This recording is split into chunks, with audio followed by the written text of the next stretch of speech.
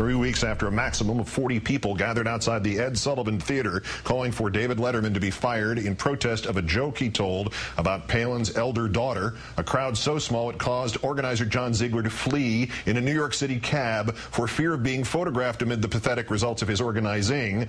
We now know that Letterman's tenure on late night will long outlive Palin's tenure as governor. Mr. Letterman returning from a week-long vacation last night just as Palin was heading into permanent vacation.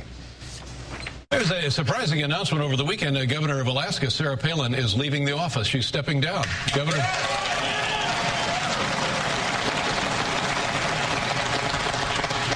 Something I said? Palin's attorney, Thomas Van Flein, answering in the affirmative, telling CNN that Letterman's jokes contributed to the governor's decision to step down. Quote, when people don't accept normal bounds of decency making jokes like that about children, maybe this is not good for the state right now, and maybe somebody else who is not the subject and whose family is not the subject of this scrutiny can move the state forward. Let's turn now to our own Eugene Robinson, associate editor and Pulitzer Prize-winning columnist of the Washington Post. Gene, good evening. Evening, Keith. Before we get started, any chance you used to live in Alaska? Too?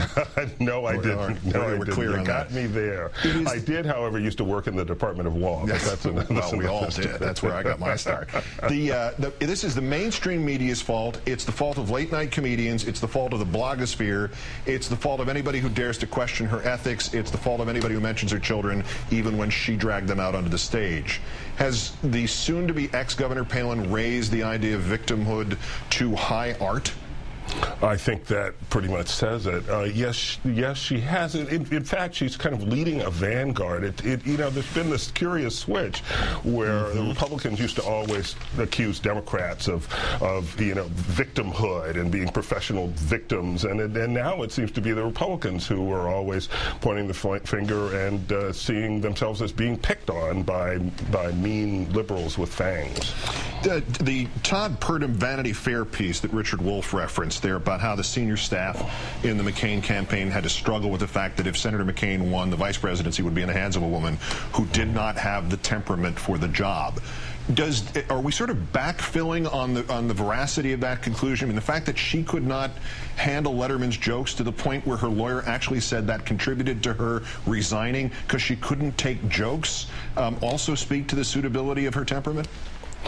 Look, I think it all speaks to it. I think this whole episode really tells us about what we need to know about Sarah Palin's suitability for high office. And look, if you can't serve out a full term as governor of Alaska because you're being picked on by frivolous investigations or whatever, you know, I just don't think you're going to stare down Putin potentially if you became, you know, vice president last time, or if you ran for president in 2012. I mean, it's just not.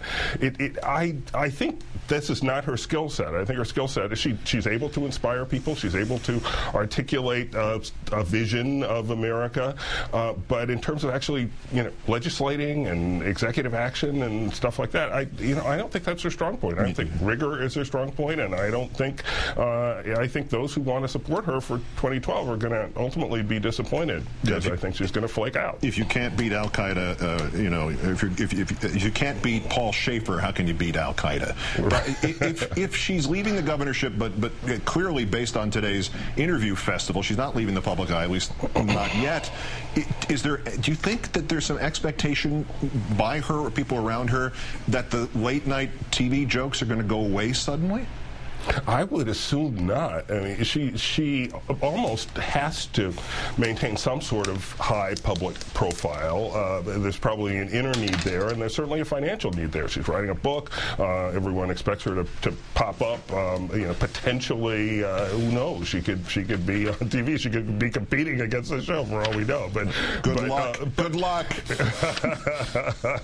You wish, but she's going to be out there, and she's going to be Sarah Palin, and she's so of course she's going to be the target of the same kind of humor as any politician gets targeted with these days. I mean, this is the heat that is in the kitchen, and one has to put up with it or get out of it. And you're right, she's out there. But by the way, just as an afterthought, if Letterman did contribute to this, he's underpaid and he's under-feared, more importantly. Gene Robinson, Pulitzer Prize winner of the Washington Post, when we're our lucky MSNBC. Thanks again, Gene.